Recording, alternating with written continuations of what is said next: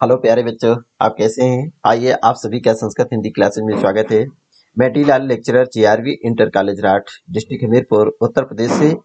प्यारे बच्चों, आज हम आपके लिए उत्तर प्रदेश माध्यमिक शिक्षा परिषद बोर्ड प्रयागराज द्वारा स्वीकृत कक्षा 11 विषय हिंदी में स्वीकृत पाठ्यक्रम के अनुसार आज हम आपको हिंदी खंड का काव्य भाग है। और काव्य भाग को हम काव्यांजलि के नाम से पहले पढ़ते थे, आज काव्य के नाम से जानते हैं। तो हिंदी ये खंड का काव्य भाग है और काव्य भाग का ये पाठ 4, जिसमें भरत महिमा, कवितावली, दोहावली और विनय पत्रिका में इससे संबंधित गोस्वामी तुलसीदास जी द्वारा विरचित हैं। और गोस्वामी तुलसीदास जी के इस जो शीर्षक है भरत महिमा और कवितावली, दोहावली, इनमें कैसे कैसे प्रश्न आपसे बोर्ड परीक्षा में पूछे जाएंगे या आप एनुअल एग्जामिनेशन में कैसे प्रश्न आने हैं, उन प्रश्नों को कैसे उत्तर देना है। तो आइए हम लोग विशद रूप से, बहुत इंपॉर्टेंट है आपके लिए, बहुत अच्छी, ये आपके लिए परीक्षा के लिए बहुत ही उपयोगी है।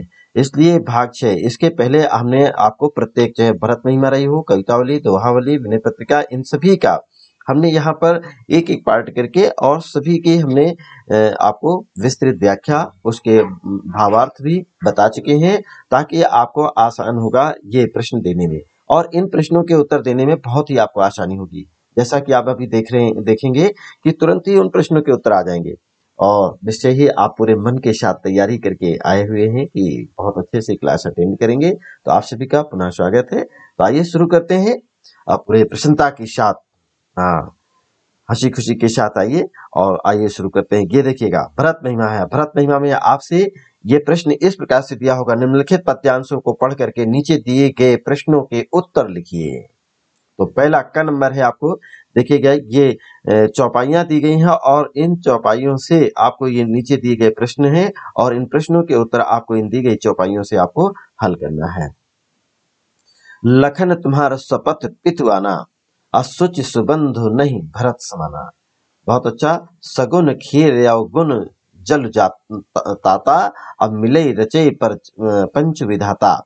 भरत हंस रवि वंश तड़ागा, जनमी कीन गुण दोष विभागा। गहि गुण पय तज अवगुण बारी, निज जस जगत कीन उजियारी। कहत भरत गुणशील स्वभाव, प्रेम पयोधि मगन रघुराव। बहुत सुंदर ये काव्य पंक्तियां हैं और ये चौपाइयों से आपको इन्हीं को अध्ययन करके हमें इन प्रश्नों के उत्तर देना है। तो नीचे दिए गए प्रश्न आपसे जो पूछे गए, कैसे प्रश्न आपसे पूछे जाएंगे वो इस प्रकार से हैं। पहला प्रश्न, जैसे कि उपरयुक्त पद्यांश का संदर्भ लिखिएगा। तो संदर्भ आप जान चुके होंगे कि भरत महिमा नामक शीर्षक से लिया गया है और इसके रचयिता गोस्वामी तुलसीदास जी हैं। कई बार आपसे पूछ लिया जाता है कि पद्यांश के कवि एवं शीर्षक का नाम लिखिएगा। तो आप सबसे पहले उत्तर देते समय कवि का नाम एवं शीर्षक का नाम दोनों को आप हेडिंग डालेंगे और फिर इसके बाद कवि का नाम में गोस्वामी तुलसीदास और शीर्षक का नाम में आप लिखेंगे भरत महिमा।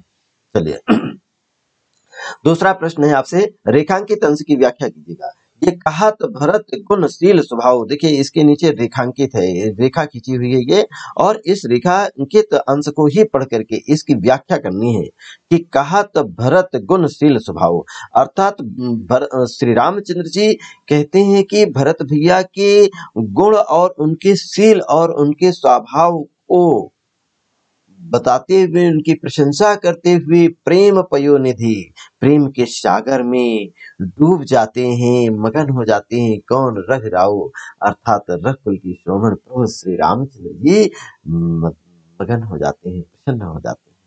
आइएगा, अब जो भी इसकी व्याख्या आप और अच्छे से कर सकें, क्योंकि और अच्छी व्याख्या हमने इसके पहले जो पाठ पढ़ाया है उस वीडियो को आप देख लीजिएगा, उसमें बहुत अच्छे से हमने उसको समझाया है।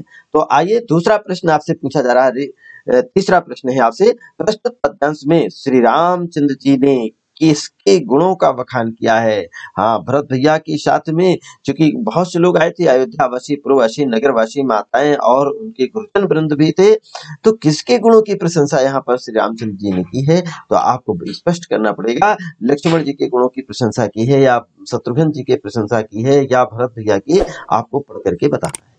चलिए चौथा प्रश्न आपसे पूछा जा रहा है, श्री राम लक्ष्मण और पिता श्री की शपथ लेकर क्या कहते हैं? प्रभु श्री रामचंद्र जी लक्ष्मण जी से पिताजी की शपथ लेकर के क्या कहते हैं?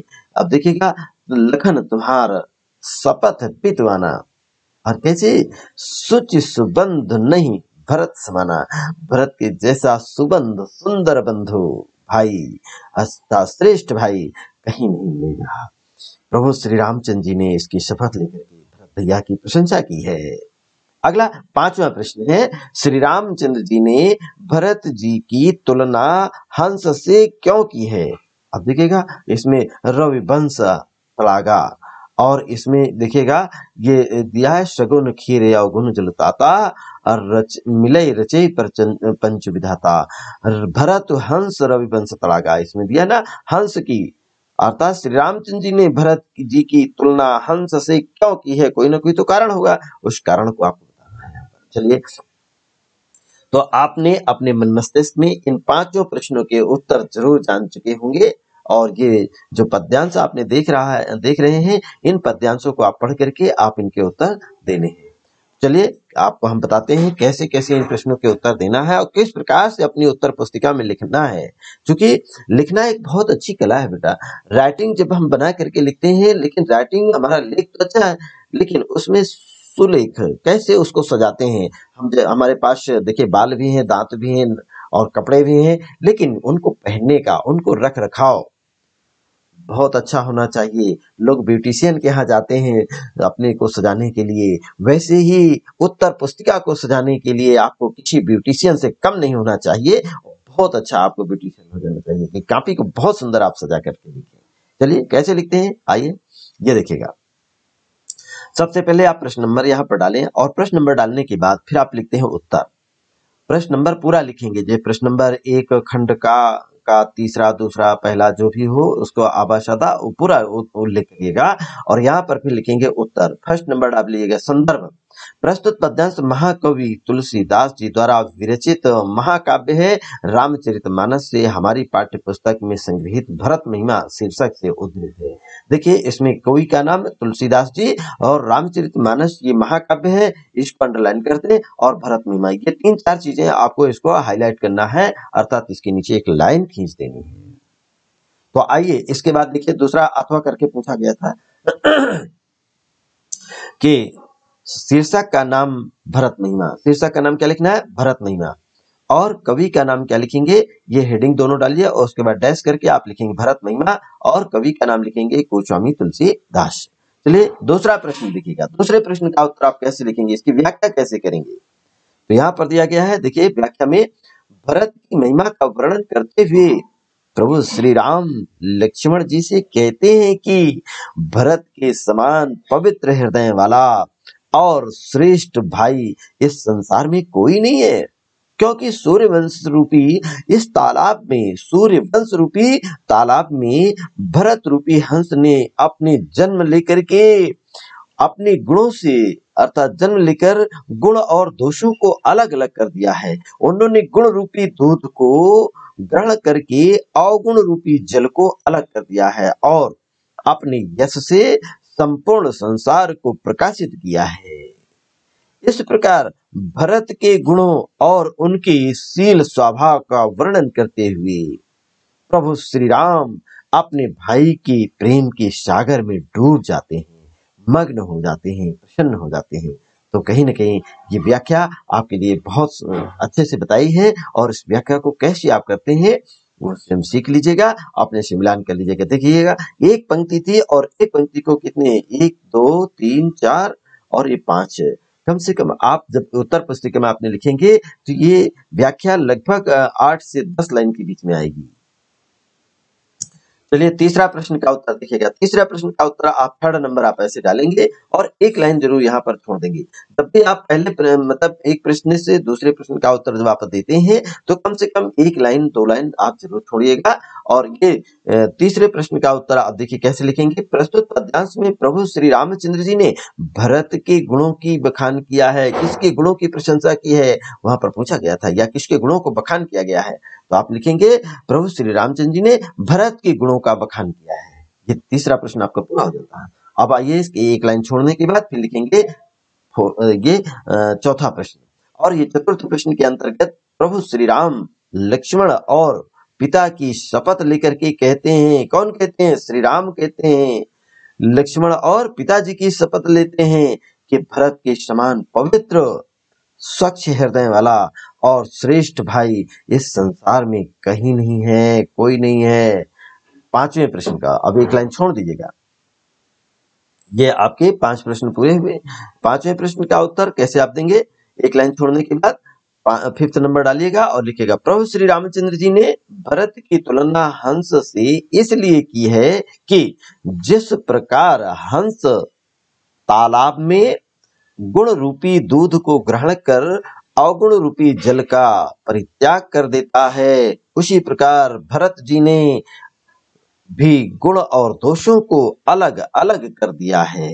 यहाँ पर ये 5 प्रश्न आपके पूरे हुए और प्रत्येक प्रश्न के आपको 2-2 नंबर मिलेंगे, अर्थात इसमें 5 प्रश्न है और 5 प्रश्न आपके 10 नंबर का ये प्रश्न आपका उत्तर हो गया।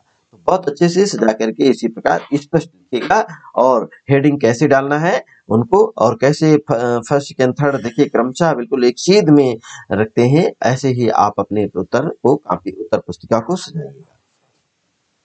आइए ऐसे ही हम अब अगला पद्यांश लेते हैं। देखिए अगला पद्यांश है, ये है ये भी चौपाई है, भरत महिमा से लिया गया है। देखिए कैसे आपको दिया गया है, जो परिहर हिमलिन मन जानी अजो सन्मानी सेवक मानी, मोरे शरण राम ही की पनही, राम सुस्वामी दोष सब जनही, जग जस भाजन जाचक जातक मीना, अनेम प्रेम निज निपुण नवीना, आस मन गुणत चले मग जाता, असकुच स्नेह शिथिल सब गाता, फेरति मनोह मात कृत खोरी, अभगति निचलत भगति बल धीरज थोरी।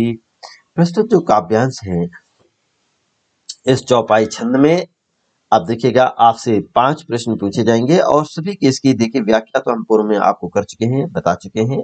संक्षेप में कि तो थोड़ा सा मोरे शरण राम की पनही, कितना बड़ा अपने छोटे बड़े भैया के प्रति स्नेह, बड़े भैया को स्वामी मानते हैं, सबसे श्रेष्ठ स्वामी मानते हैं और जो दोष मेरे सभी दोषों को अवगुणों को वो जानते हैं, इसलिए कोई बात उनसे छुपी नहीं है। जो फर यह रही मलिन मन जानी, तो जो सन्मानी सेवक मानी। सन्मानी देखिएगा बहुत सुंदर शब्दों में ये दी गई चौपाइयां हैं और इन चौपाइयों में सबसे पहले प्रश्न आपसे पूछा जाता है। ये 5 प्रश्न आपसे दिए गए हैं, इन 5 प्रश्नों के उत्तर देने के लिए आप तैयार रहिएगा। पहला प्रश्न आपसे है, उपर्युक्त पद्यांश का संदर्भ लिखिएगा। तो आप इन उपर्युक्त जो पद्यांश है इनका संदर्भ कैसे लिखेंगे जी। अगला या आपसे पूछा जाएगा पद्यांश की कवि एवं शीर्षक का नाम लिखिए। और दूसरा प्रश्न है, रेखांकित अंश की व्याख्या कीजिएगा। जग जस भाजन चातक मीना, नेम प्रेम निज निपुण नवीना। अर्थात अब इसका अर्थ और इसकी व्याख्या आपको करनी है।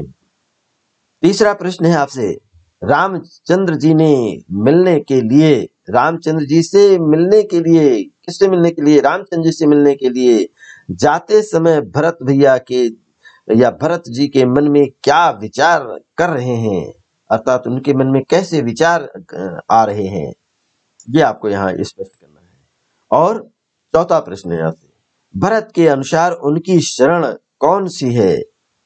प्रभु श्री राम के देखिएगा भरत जी के अनुसार उनकी शरण किसकी, वो स्वयं अपने उनकी शरण कहाँ पर है, ये उन्होंने स्पष्ट किया है, करना है आपको। और 5वां प्रश्न आपसे है, इस संसार में यश के पात्र कौन है और क्यों है, ये आपको बताना है। यश के पात्र कौन है और क्यों है, इसका कारण आपको बताना है, स्पष्ट करना है। तो आइए अगले तैयार हो जाइए, इन प्रश्नों के उत्तर आप पहले स्वयं से दीजिए। अभ्यास देखिए, अभ्यास करने का तात्पर्य है कि जैसे ये आपको पीडीएफ दी जाती है और पीडीएफ के माध्यम से आप इन उत्तरों को नोट कर सकते हैं और इसी से आप अभ्यास कर सकते हैं कि पहले आप प्रश्न स्वयं पढ़िए और पढ़ करके ये पद्यांश को पढ़िए, प्रश्न स्वयं से आप इसके उत्तर दीजिएगा। आपने क्या उत्तर दिया, सही है कि गलत है, कितने % आपका उत्तर सही है, इसके लिए आप पुनः जो हमारे द्वारा ये उत्तर दिया गया है, ये उत्तर जो दिए जा रहे हैं इन उत्तरों से मिलाना है तो कैसे आप प्रश्न नंबर यहाँ पर डालेंगे, प्रश्न नंबर 1 2 उसका जो भी है खंड का जो भी उनमें से किया जाए, और लास्ट में आप लिखते हैं कि इसमें पूरा फर्स्ट सेकंड थर्ड जो आपसे पूछा जाए, ये फर्स्ट उत्तर उत्तर आप इसी प्रकार से हेडिंग डालिए, फिर फर्स्ट नंबर डालिए और लिखिए इस पर संदर्भ। संदर्भ में आप लिखते हैं वही प्रस्तुत पद्यांश महाकवि गोस्वामी तुलसीदास जी द्वारा विरचित महाकाव्य है श्री रामचरितमानस में। इस श्री रामचरितमानस से हमारी पाठ्य पुस्तक में संग्रहित भरत महिमा नामक शीर्षक से उद्धृत है या लिया गया है। अथवा आपसे पूछा गया था कि शीर्षक का नाम या कवि का नाम, शीर्षक का नाम और कवि का नाम बताइएगा, तो शीर्षक का नाम डैश करके आप लिखेंगे भरत महिमा। कवि का नाम में आप बताएंगे गोस्वामी तुलसीदास। और रेखांकित, देखिए दूसरा प्रश्न आपसे पूछा जा रहा गया था, रेखांकित अंश की व्याख्या कीजिएगा। तो व्याख्या आप कैसे करते हैं, प्रभु श्री रामचंद्र जी के प्रति भरत जी के स्नेह का अत्यंत ही मार्मिक वर्णन करते हुए गोस्वामी तुलसीदास जी कहते हैं कि प्रभु श्री राम से मिलने के लिए जाते समय भरत भैया जी अपने मन में विचार करते हुए कहते हैं कि चाहे प्रभु श्री रामचंद्र जी मुझे मलिन जान करके मेरा परित्याग कर दें, चाहे अपना सेवक मान करके मेरा सम्मान करें, किंतु मेरी शरण में उनकी पनही अर्थात उनकी जूतियां ही हैं। मैं उनकी जूतियों में उनकी अपनी शरण लिया हूँ। और राम एक उत्तम प्रकार के स्वामी हैं, बहुत ही श्रेष्ठ स्वामी हैं। दोष तो कुछ केवल तुच्छ सेवक में होता है, जो भी कमियां होती हैं वो राजा में नहीं अतः सेवक में होती हैं। मैं सेवक हूँ, मुझ में ही सारे दोष हैं। इस संसार में यश के पात्र तो चातक और मछलियां हैं, जो अपने नेम और प्रेम को सदैव नवीन बनाए रखने में निपुण होते हैं। ये चातक और मछली जो होते हैं, ये नेम प्रेम को बनाए रखने में बहुत ही निपुण कुशल होते हैं। कवि ने चातक और मछली के प्रेम को प्रेम का उच्च आदर्श माना है। अब देखिएगा, इसके बाद ये आपने व्याख्या की है, तो उच्च आदर्श भरत भैया ने किसको, नेम और ये लक्ष्मी मछली और चातक को, इनको बताया है कि ये प्रेम के उच्च आदर्श को माना है और इससे सिद्ध भी किया है। तो अन्योक्ति अलंकार भी आप कह सकते हैं। तीसरा प्रश्न है, और तीसरा प्रश्न आप इस प्रकार से फर्स्ट सेकंड थर्ड नंबर आप डालिएगा और फिर लिखिएगा। तीसरे प्रश्न का उत्तर है, मिलान करिएगा। श्री रामचंद्र जी से मिलने के लिए जाते समय भरत जी अपने मन में विचार करते हैं कि चाहे श्री राम मुझे मलिन मन वाला जान करके मेरा परित्याग कर दें, और चाहे अपना सेवक मान करके मेरा सम्मान करें, किंतु मेरी शरण तो उनकी पनही ही है, अर्थात उनके पैरों की जूतियां ही हैं। चौथा प्रश्न, भरत के अनुसार उनकी शरण, उनकी अर्थात किसकी, भरत के अनुसार उनकी शरण अर्थात भरत की शरण श्री राम की चरण एवं उनकी पनही है। यह आपका चौथा प्रश्न। पांचवा और अंतिम प्रश्न है, देखिएगा, जब भी दूसरे प्रश्न का उत्तर देते हैं, एक से दूसरे प्रश्न के उत्तर देने की शुरू लिखते समय आप एक लाइन जरूर छोड़ा करिएगा। और यहाँ पांचवें प्रश्न को आप इस प्रकार से लिखेंगे, इस संसार में यश और प्रशंसा के जो पात्र हैं वो चातक और मछली है, जो अपने नेम और प्रेम को सदैव नवीन बनाए रखने में निपुण हैं, कुशल हैं। तो ये आपको बताया गया, और ये 5 प्रश्न आपके दिए गए हैं। इन 5 प्रश्नों के उत्तर यदि आप ऐसे ही अच्छे से सजाकर लिखते हैं तो निश्चय ही आपको पूरे के पूरे 10 नंबर मिलेंगे। बहुत कम लिखना पड़ता है, 10 नंबर। देखिएगा, एक पेज में आपका ये एक पन्ने में ये सारे प्रश्न आ जाएंगे, उत्तर आ जाएंगे, और आपको पूरे के पूरे 10 नंबर मिलेंगे। चलिए अगला शुरू करते हैं, और इसी के साथ प्यारे बच्चों अब हम अगला पद्यांश लेंगे और उस पद्यांश को भी अध्ययन करेंगे। चलिए ये देखिएगा, अब आपके भरत महिमा से 2 पार्ट आपको लिए गए थे, 2 पद्यांश। अब ये लंका दहन है, लंका दहन जिसे हम कवितावली कहते हैं, और कवितावली से पढ़ करके भी आपको ये पद्यांश इंपॉर्टेंट रहा। इस पद्यांश को बहुत ध्यान से आप सुनिएगा। पद्यांश को पहले पढ़िएगा। बालधि विशाल विकराल ज्वाल जाल मानो लंक लीली पे को काल रस न पसारी है। कैथ्यों में भीतिका भरे हैं भूरे धूम के तो वीर रस वीर सी तलवार सी उघारी है। तुलसी सुरेश चाप के दो दामनी कलाप के दो चली मेरु ते कृषानुसारी भारी है। देखे जातु धानी या कुलानी कहें कानन उजारे अब नगर प्रजारी है। कानन उजारे अब नगर प्रजारी है। ये सस्वर वादन तो आपको बताया, इसके पहले भी हम आपको इसको पढ़ा चुके हैं, इसकी व्याख्या आप पढ़ लेंगे। चलिए, इस पर कैसे प्रश्न आपसे पूछे जाएंगे? 5 प्रश्न आपसे पूछे जा रहे हैं। पहला प्रश्न है आपसे, उपर्युक्त पद्यांश का संदर्भ लिखिएगा। तो संदर्भ आप जान चुके हैं, ये कवितावली लंका दहन, ये पाठ का नाम है, लेखक का नाम गोस्वामी तुलसीदास जी है। और उसी के आधार पर दूसरा ये अथवा पूछा जाएगा, पद्यांश के कवि एवं शीर्षक का नाम लिखिएगा। तो पद्यांश के कवि कौन है और लेखक ये शीर्षक का नाम क्या है, ये आपको बताना है। दूसरा प्रश्न आपसे इसी से पूछा जा रहा है, रेखांकित अंश की व्याख्या कीजिएगा। तो जो रेखांकित है, कैथ्यों में पीतिका भरे हैं भूरी धूम केतु और वीर रस वीर सी तलवार सी उघारी है। इसमें आपको बताना है रेखांकित अंश की इसकी व्याख्या करनी है, अर्थ बताना है। जिसको अर्थ और व्याख्या में अंतर होता है, अर्थ छोटा होता है और व्याख्या बड़ी होती है। व्याख्या तो आप जितना बढ़ा चढ़ा करके बता सके। चलिए, चौथा प्रश्न आपसे पूछा जा रहा है, नहीं चौथा नहीं, तीसरा प्रश्न है, बालती और जातुधान का अर्थ बताना है। बालती माने क्या होता है और जातुधान माने क्या होता है? जातुधानी ये आपको बताए गए हैं, निशाचर और निशाचरनिया। और बालधी माने क्या होता है? पूंछ होती है कि बानर होता है, ये अब आपको ध्यान रखना है। इसके पहले अर्थ हम लिख चुके हैं, बालधी माने पूंछ होता है। चलिए, अगला चौथा प्रश्न देखिएगा, बालधी विशाल विकराल ज्वाल चाल मानो में कौन सा अलंकार है? अब ये मानव आ गया, जहां जन जानो मन मानो आएगा तो वहां पर कौन सा अलंकार हो सकता है? आपको बताया था ना, उत्प्रेक्ष अलंकार। चलिए, ये आपका 5वां और अंतिम प्रश्न आपसे पूछा जा रहा है, इस पद्यांश में कवि ने किस प्रसंग का वर्णन किया है? तो आपको बताना है प्रसंग कौन सा है। तो आप बताएंगे कि प्रस्तुत पद्यांश में हनुमान जी के द्वारा लंका के जलाए जाने का और लंका कैसे जल रही है, वहां के लोग कैसे भयग्रस्त हैं, और इसका बहुत ही मार्मिक चित्रण यहाँ प्रस्तुत किया गया है। तो अगले प्रश्न में इनके प्रश्नों के उत्तर आप कैसे देंगे? तो आइए बताते हैं आपसे, आप इन प्रश्नों के उत्तर तैयार कर लिए होंगे। ये प्रश्नों के उत्तर आपको इस प्रकार से देना है। प्रश्न नंबर आप डाल लीजिएगा यहाँ पर। प्रश्न नंबर 2 का या खा, खंड खा जो भी आप लिखे, और उसके बाद आप लिखे यहाँ पर फर्स्ट नंबर, उत्तर लिखे फर्स्ट नंबर में। प्रस्तुत पद्यांश महाकवि गोस्वामी तुलसीदास जी द्वारा विरचित काव्य ग्रंथावली, काव्य कवितावली, काव्य का नाम क्या है? कवितावली के लंका दहन नामक शीर्षक से लिया गया है। और इसमें या आपसे पूछा जाए शीर्षक का नाम, तो शीर्षक का नाम हेडिंग डालिए और फिर लिखे लंका दहन। उसके बाद कवि का नाम पूछा जाए तो कवि का नाम लिखे गोस्वामी तुलसीदास।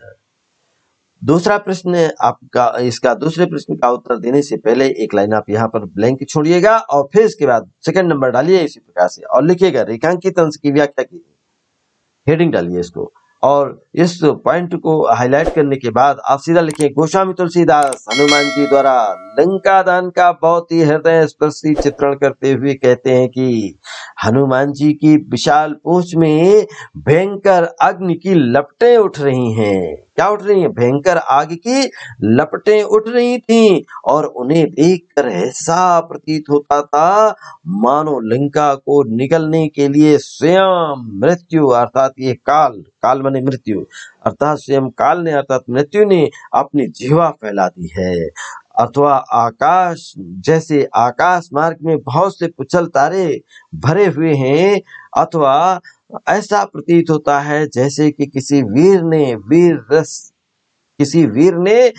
रस से भर करके, उत्साह में भर करके रक्त रंजित तलवार ही निकाल ली हो। ये आपके रेखांकित अंश की व्याख्या होगी। अब इसके बाद आता है थर्ड नंबर, और थर्ड नंबर प्रश्न का उत्तर आप मिलान करिए। बालती का अर्थ होता है पूंछ और जात धान का अर्थ है राक्षस। तो इस प्रकार डैश करके आप लिख दीजिएगा राक्षस, और ये बालती, बालती के बाद डैश करके उसका अर्थ लिखिएगा। ये पूरा इसी प्रकार से लिखेगा, पूंछ और इसका अर्थ है राक्षस। चलिए, चौथा प्रश्न है, बालधी विशाल विकराल ज्वाल जाल मानो में कौन सा अलंकार है? तो आप बताएंगे उत्प्रेक्षा अलंकार है। उत्तर क्या बताया आपको? उत्प्रेक्षा अलंकार है। और चलिए 5वां प्रश्न आपसे पूछा गया था, प्रस्तुत पद्यांश में कवि ने हनुमान जी द्वारा जलाई जा रही लंका का और राक्षस राक्षसियों की व्याकुलता का मार्मिक चित्रण प्रस्तुत किया गया है। अर्थात बहुत ही व्याकुलता का मार्मिक वर्णन किया है। ये आपको 5 प्रश्नों के उत्तर दिए गए हैं और इन 5 प्रश्नों में आपको मिलेंगे 10 नंबर, पूरे के पूरे 10 नंबर। एक प्रश्न का उत्तर 2 नंबर का होता है।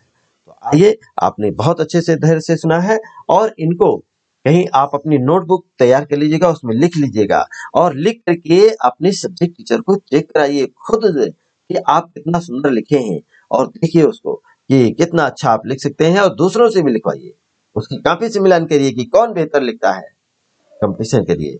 अगला आइए अब लेकर चलेंगे, इसके बाद अगला पद्यांश भी लेते हैं। ये देखिए गीतावली, अब हमने एक गीतावली से लिया है और गीतावली के अंतर्गत आपसे ये पद्यांश दिया गया है। गीतावली में हृदय घाव मेरे पीर रघुबीरे, पाए जीवन जाग कहतियों प्रेम पुलक बिसराई शरीरे, अब मोहि कहा बूझत पुनि पुनि, जैसे पाठ अरथ चर्चा की रे, अशोभा सुख चति लाभ भोप कहा, केवल कांति मोल हीरे, तुलसी सुन सौमित्र बचन सब, धनी न सकत धरो धीरे। अगला, और उपमा राम लखन की प्रीति की, क्यों दीजे खीरे नीरे, क्यों दीजे खीरे नीरे। आप इसमें ये पद्यांश है और इस पद्यांश को हम आपको बता चुके हैं, बहुत इंपॉर्टेंट है। बहुत कई बार ये परीक्षा में रिवाइज हुआ है और इस बार भी आप अच्छे से इसको तैयार कर लीजिएगा। चलिए, तो इस पे कैसे प्रश्न आपसे पूछे जाएंगे, उन प्रश्नों को हम यहाँ पर नोट करते हैं। पहला प्रश्न है आपसे, उपर्युक्त पद्यांश का संदर्भ लिखिएगा। और दूसरा आपसे पूछा जा रहा, पद्यांश के कवि एवं शीर्षक का नाम लिखिएगा।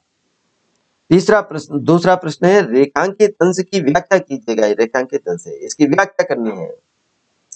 और तीसरा प्रश्न है, प्रस्तुत पद्यांश में लक्ष्मण ने घाव और पीड़ा के संदर्भ में क्या कहा है, तो इसके बारे में आपको बताना है। और चौथा प्रश्न है आपसे, राम और लक्ष्मण के प्रेम के संबंध में तुलसीदास जी ने क्या किया है या क्या कहा है, तुलसीदास जी ने स्वयं ने क्या कहा है। तो पांचवा और अंतिम प्रश्न है, पद्यांश के अनुसार लक्ष्मण के घाव की पीड़ा को श्री राम जी किस प्रकार जान सकते हैं, इसका चित्र प्रस्तुत आपको करना है, इसका उत्तर देना है। तो आप देखिएगा कैसे इसके उत्तर देंगे। ये पूरे पाठ को आप पढ़िए, एक एक बार नहीं, किसी भी पाठ को पद्यांश का जब आप आधारित आप प्रश्न जो पूछे जा रहे हैं उनका उत्तर देने से पहले उसको बहुत सरलतम भाषा में उसका अर्थ, उसका भावार्थ आप स्वयं अपने दिमाग से सोच करके तब फिर आप उसके उत्तर दीजिएगा। तो सतर्क रहें।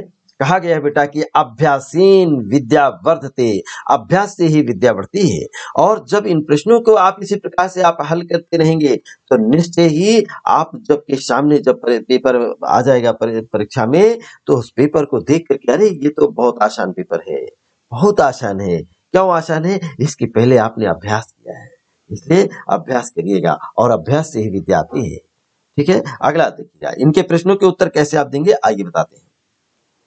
ये देखिए, उत्तर आप इस प्रकार से लिखिएगा। फर्स्ट नंबर आप ऐसे डालिएगा, संदर्भ इस प्रकार हेडिंग डालिएगा। फर्स्ट का है, फर्स्ट में पूछा गया संदर्भ बताइएगा। तो प्रस्तुत पद्यांश महाकवि गोस्वामी तुलसीदास जी द्वारा विरचित गीतावली से, हमारी पाठ्य पुस्तक में संग्रहित गीतावली से शीर्षक से उद्धृत है, अथवा शीर्षक का नाम, कवि का नाम हेडिंग डालिए और डैश करके आप सीधा लिखिए गीतावली और हेडिंग में डालिए गोस्वामी तुलसीदास। अगला पूर्ण विराम इसी प्रकार से लगा दीजिए। और थर्ड नंबर का प्रश्न देखिए, जब आप ये थर्ड प्रश्न का आप उत्तर देने जा रहे हैं तो यहाँ पर एक लाइन आप जरूर छोड़ दीजिएगा, एक लाइन छोड़ेंगे। और फिर रेखांकित अंश की व्याख्या, दूसरा नंबर डाल करके रेखांकित अंश की व्याख्या, इसको आप हेडिंग डालिए और हेडिंग डालने के बाद फिर आप लिखेंगे। उसी के बाद देखिएगा, प्रस्तुत पंक्ति में प्रभु श्री राम और लक्ष्मण के अनन्य प्रेम का वर्णन किया गया है। लक्ष्मण और श्री राम के जो अनन्य प्रेम है उसका वर्णन किया गया है। राम और लक्ष्मण का प्रेम इतना प्रगाढ़ है, इतना घनिष्ठ है कि उनको दूध और पानी के एक रूप होने की उपमा जैसे कैसे दी जा सकती है। ये भी सही है। लोग कहते हैं ना कि हाँ, इतना घनिष्ठ दोस्ती है जैसे दूध और पानी की दोस्ती है। दूध में जब पानी कितना मिला होता है उसको कोई निकाल नहीं सकता है, लेकिन अगर आप दूध में पानी को अलग करना चाहते हैं, कर सकते हैं। कैसे अलग करते हैं, यहाँ पर देखिए उदाहरण भी दिया गया है कि दूध और पानी की एक रूप होने की उपमा नहीं दी जा सकती है, क्योंकि दूध में थोड़ा सा भी खट्टा पदार्थ नींबू डाल देते हैं तो दूध फट जाता है, और जब दूध फट जाता है तो दूसरी बात यह है कि हंस भी दूध और पानी को अलग कर सकता है। इससे स्पष्ट है कि दूध और पानी अलग अलग दो तत्व हैं और अलग हो सकते हैं, परंतु राम और लक्ष्मण का प्रेम इतना घनिष्ठ है कि दूध और पानी से यदि उसकी उपमा दी जाती है तो गलत है। उनको दूध और पानी की उपमा नहीं दी जा सकती, क्योंकि राम और लक्ष्मण कभी भी अलग अलग नहीं हो सकते हैं। इतना घनिष्ठ मित्रता है। तो इससे आपको क्या शिक्षा मिलती है, आप जान लीजिएगा कि हम सभी भारतवासियों को पारिवारिक एकता, सामाजिक एकता और राष्ट्रीय एकता बलवती होती है, मजबूत होती है। देश की एकता और अखंडता को बनाए रखने के लिए हमें इस भाईचारा को इस प्रकार से इतना प्रगाढ़ प्रेम होना चाहिएगा। और वो प्रेम कब उत्पन्न होगा, जब आप इन गुणों को बार बार पढ़ेंगे, अपने मन मस्तिष्क में विचार रखेंगे, अपने छोटे बड़े भैया बहनों के बीच में इन विचारों को रखेंगे, तो निश्चय ही व्यवहार में उसको अवधारित भी करेंगे। चलिए एक लाइन छोड़ करके आप तीसरे प्रश्न का उत्तर आपको देना है। तो तीसरे प्रश्न का उत्तर इस प्रकार से है, प्रस्तुत पद्यांश में लक्ष्मण ने घाव और पीड़ा के संदर्भ में कहा है कि मेरे हृदय में तो केवल घाव हुआ है, किंतु पीड़ा प्रभु श्री रामचंद्र जी को हो रही है, उनके हृदय में हो रही है।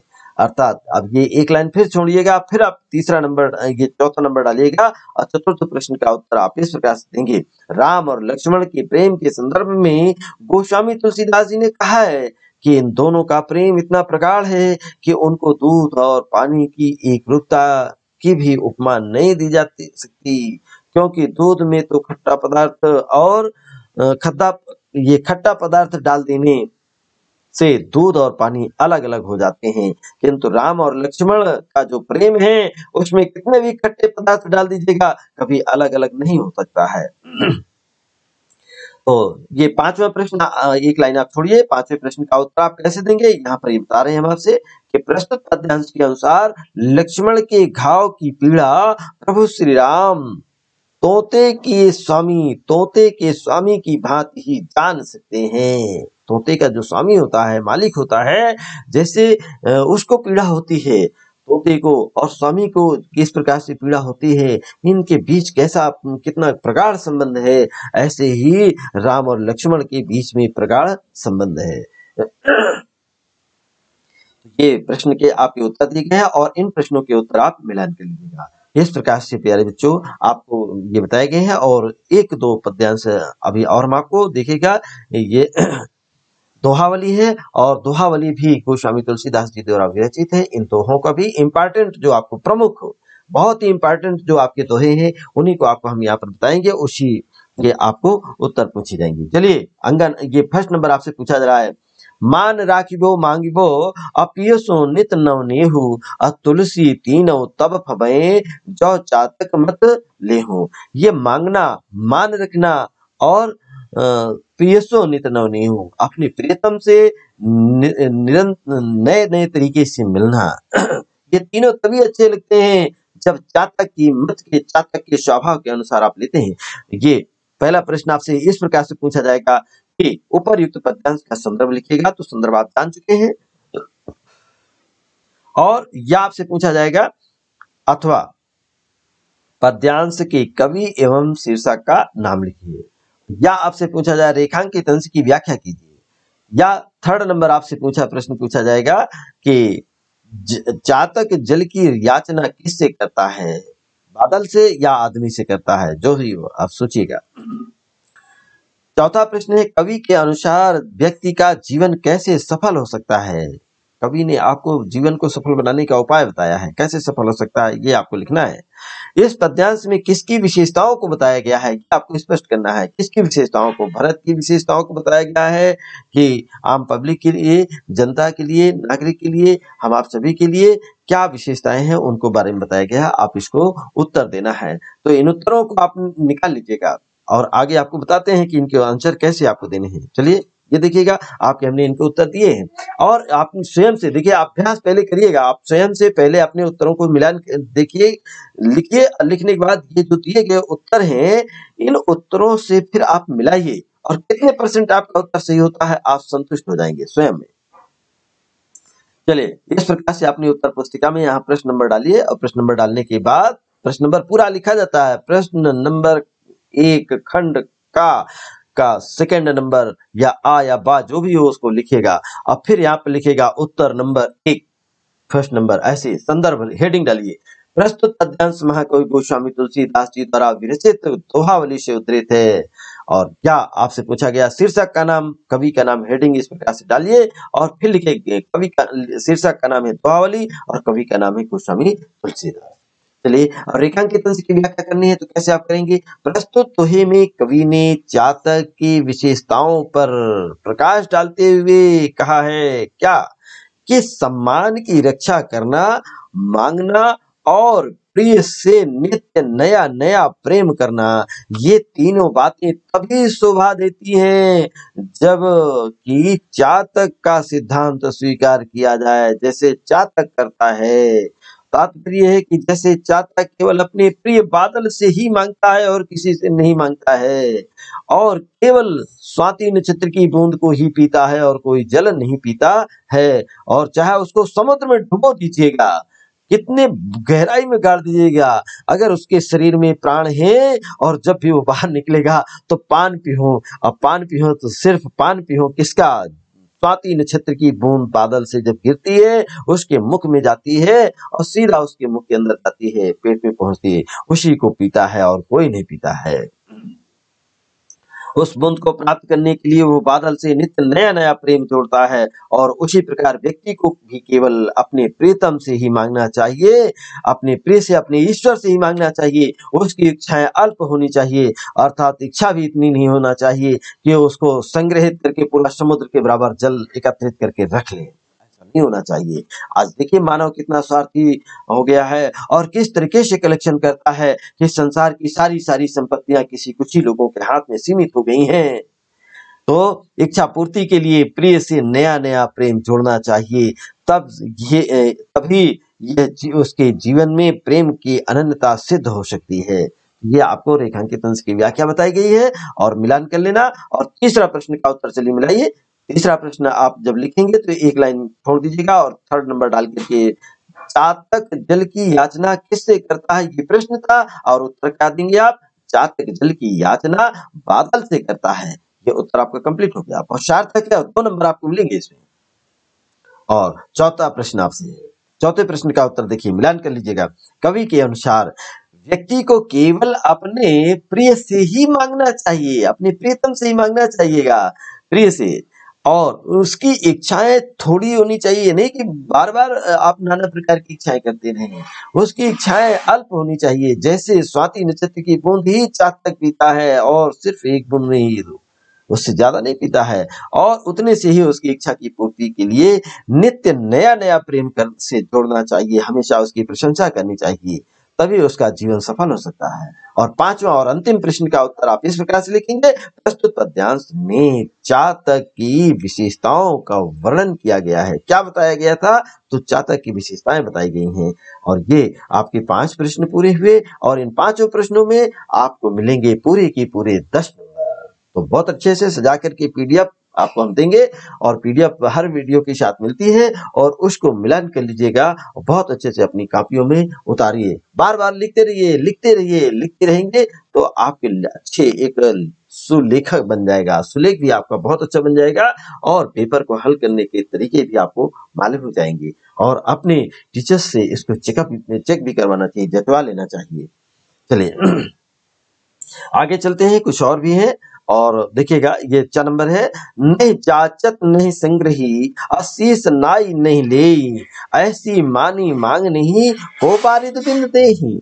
ये एक दोहा है दोहे में आपसे किस प्रकार से पूछा जाता है, नहीं जाचत नहीं सिंगरी, ना कभी परीक्षण करता है, ना कभी उसको इकट्ठा करता है, आज के मानव की तरह संग्रह भी नहीं करता है, आशीष नाई नहीं ले, कभी भी इतना स्वाभिमान के साथ वो मांगता है, कभी सर झुका करके नहीं लेता है, और ऐसी मांगने वाले को बारिश के अलावा कोई नहीं दे सकता है।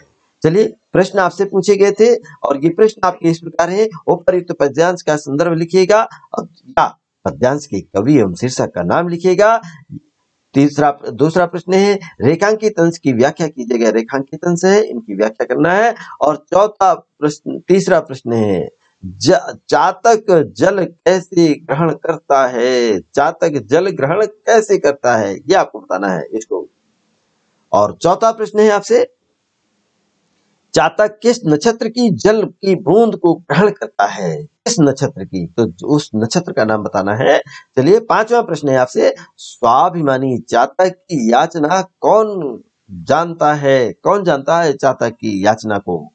स्वाभिमानी चातक जो होता है बहुत ही स्वाभिमानी होता है, और इसकी याचना को कौन जानता है, ये आपको बताना है। बादल जानते हैं या सूर्य जानता है या आदमी जानता है, जो भी आप इसको, इस प्रश्न के उत्तर को आपको यहाँ से ढूंढ कर देना है। आइए, कैसे आप उत्तर देते हैं, ये दिए गए आपको, देखिए आप यहाँ पर बहुत अच्छे से सजा करके प्रश्न नंबर डालिएगा और उसके बाद उत्तर फर्स्ट नंबर आप डालिए। संदर्भ, प्रस्तुत पद्यांश महाकवि गोस्वामी तुलसीदास जी द्वारा रचित दोहावली से उद्धृत है और शीर्षक का नाम है दोहावली, कवि का नाम है गोस्वामी तुलसीदास।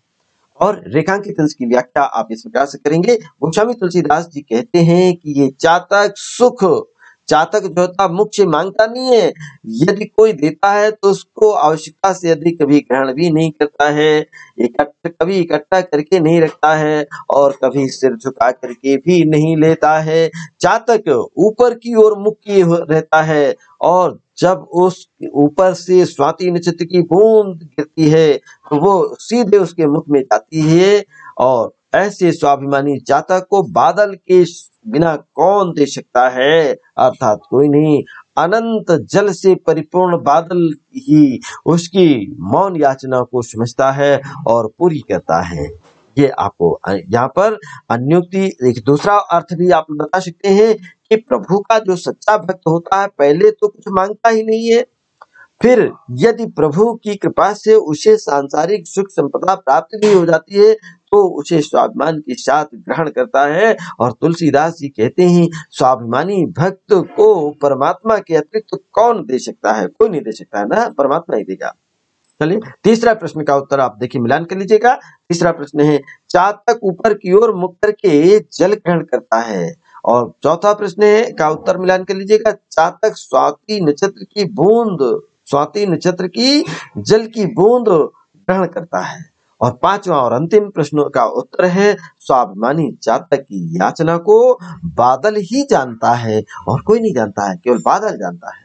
चलिए, ये आपको पांचों प्रश्नों के उत्तर दिए गए, आपको मिलेंगे इसमें 10 नंबर और बहुत अच्छे से सजा करके इसको आप रखिएगा, ठीक है। तो आइए शुरू करते हैं, ये आपको बताए गए हैं और इसके बाद हम ये विनय पत्रिका आती है और विनय पत्रिका की सर यहाँ पर मात्र 2 ही पद आपको हमने दिए हैं, बस ये देखिएगा 3 है और इन तीनों के बाद अब ये पूरे करते हैं।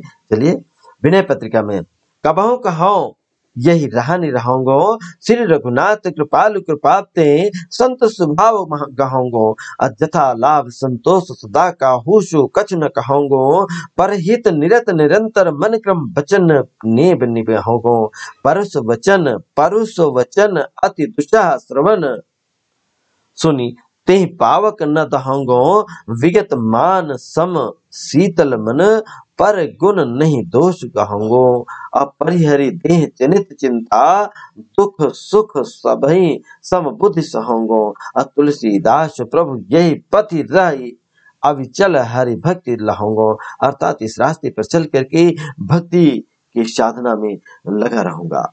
ये आपसे 5 प्रश्न इस पद्यांश से पूछे जाएंगे और 5 प्रश्न इस प्रकार है। नंबर 1, उपयुक्त पद्यांश का संदर्भ लिखिएगा या आपसे पूछा जाएगा पद्यांश के कवि एवं शीर्षक का नाम लिखिएगा। और दूसरा प्रश्न है आपसे रेखांकित अंश की व्याख्या कीजिए। और तीसरा प्रश्न है, तुलसीदास जी प्रभु श्री रामचंद्र जी से क्या प्रार्थना कर रहे हैं, क्या आपको बताना है। और चौथा प्रश्न है आपसे, क्रोध और अपमान के संदर्भ में गोस्वामी तुलसीदास जी ने क्या कहा है। और पांचवा प्रश्न है आपसे, तुलसीदास जी किस नियम का निरंतर पालन करने के लिए कह रहे हैं। तो आपको इन प्रश्नों के उत्तर आपको इस पद्यांश को पढ़ करके इसके अर्थ को समझ करके देना है, और अर्थ हम आपको इसके पहले की वीडियो में बता चुके हैं, और उस वीडियो को आप देखिएगा। और आप जाइएगा डिस्क्रिप्शन बॉक्स में, वैसे तो इसमें आपके हम जो प्ले ग्रुप होता है उसमें प्ले लिस्ट में, और प्ले लिस्ट में इस पाठ पर आधारित कितनी वीडियो बनी है वो सभी पड़ी हुई है, आपको मिल जाती है। तो जो आवश्यक समझे उसको आप पढ़िए और सभी वीडियो को जरूर देखिएगा, और देख करके उसमें कमेंट्स भी करिएगा। अगर आपको कहीं अन्यथा अर्थ समझ में नहीं आया है आप लिखिए, हम उसको बताएंगे। आप व्यक्तिगत रूप से हमें कॉल भी कर सकते हैं, हम उसको अवश्य स्पष्ट करेंगे। तो चलिए इनके उत्तर मिलान करिएगा।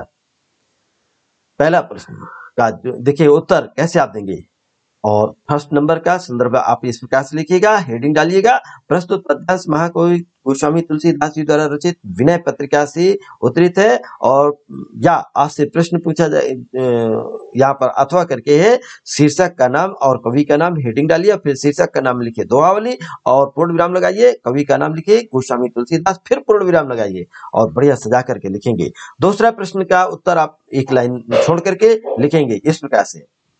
सेकंड नंबर, रेखांकित अंश की व्याख्या, हेडिंग डालिए, हेडिंग डाल करके डैश करके फिर लिखिए, गोस्वामी तुलसीदास जी कहते हैं, क्या कहते हैं कि मुझे ऐसा जीवन कब मिलेगा जबकि मैं अपने शरीर से संबंधित चिंताओं को छोड़ करके सुख और दुख को समान भाव से सहन करूंगा, अर्थात दुख सुख के अवसर पर भी अहंकार नहीं करूंगा और दुख के समय विचलित भी नहीं होऊंगा। हे प्रभु, मैं संतों के इसी मार्ग पर चलता हुआ भगवान की अविचल भक्ति कब प्राप्त करूंगा। इस बात की तुलसीदास जी के द्वारा पूछी गई, और ये रेखांकित अंश की व्याख्या पूरी हो गई। इसके बाद एक लाइन छोड़िए और फिर थर्ड नंबर का आप आंसर लिखिएगा। थर्ड नंबर ऐसे डालिएगा प्रश्न पुस्तिका में, उत्तर पुस्तिका में, फिर लिखिए, गोस्वामी तुलसीदास जी संतों जैसा स्वभाव धारण करने तथा भगवान श्री राम के चरणों में अचल भक्ति प्राप्त करने की प्रार्थना कर रहे हैं। एक नंबर फिर लाइन एक छोड़िएगा और फिर चौथा प्रश्न का उत्तर लिखिएगा। गोस्वामी तुलसीदास जी ने कहा है कि अपमानित होने पर क्रोध नहीं करूंगा और अपमान की भावना से दूर होकर के अपने मन को दुख सुख के प्रभाव से मुक्त और शांत रखूंगा। और पांचवा है, गोस्वामी तुलसीदास जी क्या कहते हैं, तुलसीदास ने कहा कि मैं मन वचन और कर्म से निरंतर दूसरों का कल्याण करने में संलग्न रहूंगा और इस नियम का सदैव पालन करता रहूंगा। तो ये आपके 5 प्रश्न दिए गए, इन 5 प्रश्न के उत्तर आपके मिलेंगे 10 नंबर। इसी के साथ हम आगे की कुछ पंक्तियां हैं और इनको भी मात्र 3 पद्यांश और हैं और धैर्य के साथ आप सुन लीजिएगा। ऐसी मूर्ता या मन की परिहरी राम भगत सुर सरिता आस करत ओशन की धूम समूह निरख चातक ज्यो त्रसित जान मत घन की नहीं तह शीतलता ना भारी पुनिहानि होत लोचन की ज्यो गच कांच बिलोकत सेन जड़ छाह आपने तन की टूटते अति आहार बस क्षति वाशरी आनंद की कहाँ लो कहो कुचाल कृपा निधि जानत हो गति इस मन की तुलसीदास प्रभु हरो दुषात को करहो लाज निज पन की। तो प्रस्तुत ये काव्य पंक्तियां हैं और इस काव्य पंक्तियों को भी कई बार प्रश्न आपकी परीक्षा में ये पूछे जा चुके हैं, तो इसलिए इंपॉर्टेंट के तौर पर आपको रख दिए हैं। वैसे तो सिलेबस के अनुसार देखा जा रहा है तो शायद ये पद्यांश नहीं भी है, लेकिन आप ये अभ्यास के लिए हम आपको दे रहे हैं और अभ्यास के लिए हमने दिए हैं। तो इन प्रश्नों के उत्तर आपको नोट किए गए हैं। उपयुक्त पद्यांश का संदर्भ लिखिएगा या पद्यांश की कवि एवं शीर्षक का नाम लिखिएगा, रेखांकित अंश की व्याख्या कीजिएगा, प्रस्तुत पद्यांश में तुलसीदास जी श्री रामचंद्र जी से क्या प्रार्थना कर रहे हैं ये आपको इसको पढ़ करके लेना है। और चौथा प्रश्न है आपसे, तुलसीदास के अनुसार ये मन किस प्रकार की मूर्ता कर रहा है, उस मूर्ता को आपको स्पष्ट करना है। और पांचवा प्रश्न है, प्रस्तुत पद्यांश में पपीहे, ये पपीहा जिसे चातक कहते हैं, पपीहे का उल्लेख किस प्रसंग में आया है ये आपको बताना है। तो ये 5 प्रश्न आपसे दिए गए थे, इन 5 प्रश्नों के उत्तर आपको ये दिए गए हैं और इन उत्तरों को आपको इस प्रकार से देना है कि संदर्भ आप प्रस्तुत पद्यांश महाकवि गोस्वामी तुलसीदास जी द्वारा रचित विनय पत्रिका से उद्धृत है। शीर्षक का नाम आपसे पूछा जाए तो हेडिंग डालिए और लिखिए विनय पत्रिका, और कवि का नाम पूछा जाए तो आप लिखेंगे गोस्वामी तुलसीदास और पूर्ण विराम लगा दीजिएगा। फिर इसके बाद सेकंड नंबर डालिएगा। सेकंड नंबर में रेखांकित अंश की व्याख्या आप इस प्रकार से कर दीजिएगा।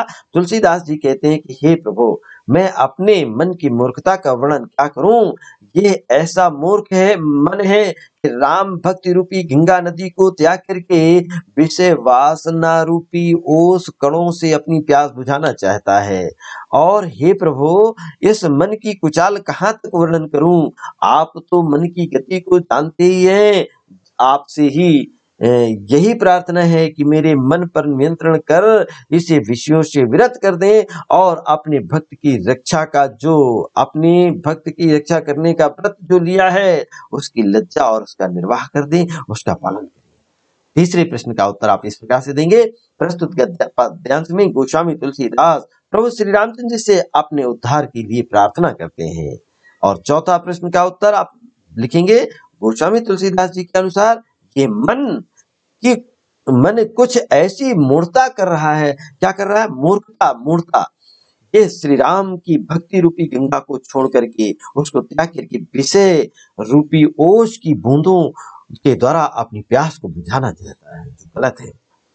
ये मूर्खता है। और पांचवा और अंतिम प्रश्न का उत्तर आप इस प्रकार से देंगे कि प्रस्तुत पद्यांश में पपीहे का उल्लेख मन के संदर्भ में आया है। मन जैसे हमारा मन है बार बार भटकता रहता है और नाना प्रकार के विषयों में पड़ करके वो प्रभु श्री राम को याद नहीं करता है। ये आपके 5 प्रश्न के उत्तर हुए। और इसी के साथ ये अंतिम आपको हम बताएंगे, तो ये अंतिम पद्य को जरूर हम आप लोग मिलान कर ले। अबलव न सानी अब न सिंहो राम कृपा भव निशा सिरानी जागे फिर न संयो अपयो नाम चिंतामणि उर करते न खसिंहो अश्याम रूप सुचिर रुचिर कसौटी चित कंचन खसिंहो पर बस जान बस्यो हस्यो इन इंद्रिय निज बस हुए न हसइहो मन मधुकर कर पन करी तुलसी रघुपति पद कमल बसइहो।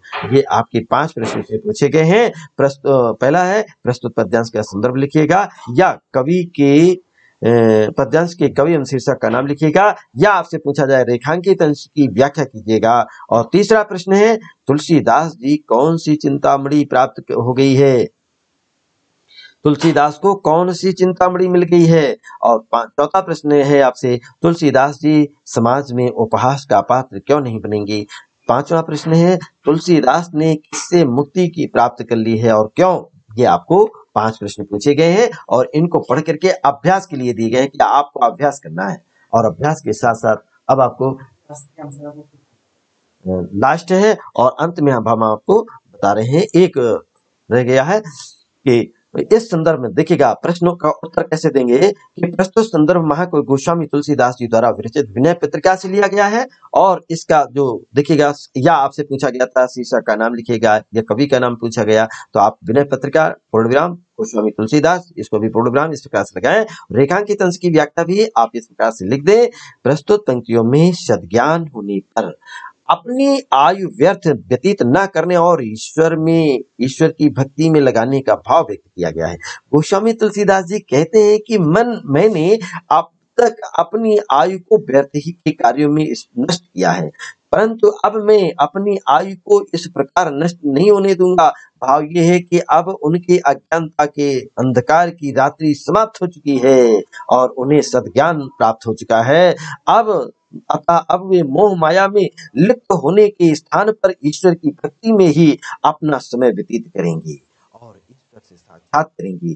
गोस्वामी तीसरा प्रश्न है, उत्तर है गोस्वामी तुलसीदास को राम नाम रूपी श्रेष्ठ चिंतामणि मिली है, अर्थात राम नाम रूपी राम नाम जो है वो श्रेष्ठ चिंतामणि है। और चौथा प्रश्न का उत्तर है गोस्वामी तुलसीदास अपने मन और इंद्रियों को मनमानी करने की छूट देकर के समाज में उपहास का पात्र नहीं बनेंगे। ये इसका उत्तर रहा। और पांचवा और अंतिम उत्तर है गोस्वामी तुलसीदास जी ने राम की कृपा से संसार के विषयों एवं भोगों से मुक्ति प्राप्त कर लिया है, मोक्ष को प्राप्त कर लिया है। प्यारे बच्चों, आप सभी ने बड़े धैर्य के साथ इस वीडियो को सुना है। जरूर इसमें जो कमेंट्स है वो आप करिएगा, लेकिन आपको इसमें 2 पद्यांश हमने अलग से एक्स्ट्रा दे दिए हैं जो आपके पाठ्यक्रम में भी नहीं है, लेकिन अभ्यास के लिए दिए हैं। अभ्यास जरूर करिएगा और शुभकामनाओं के साथ हमारी आज की ये क्लास पूरी होती है और अगली क्लास हमारी होगी, एक नया पाठ लेकर के हम आएंगे। उस पाठ में आपको जीवन परिचय, साहित्यिक परिचय और उनकी रचनाएं, काव्यगत विशेषताओं को हम बताएंगे। इसी के साथ आज की क्लास प्यारे बच्चों समाप्त होती है। कल फिर मिलेंगे निश्चित समय से। तब तक आप अपना ख्याल रखें, खुश रहें, प्रसन्न रहें।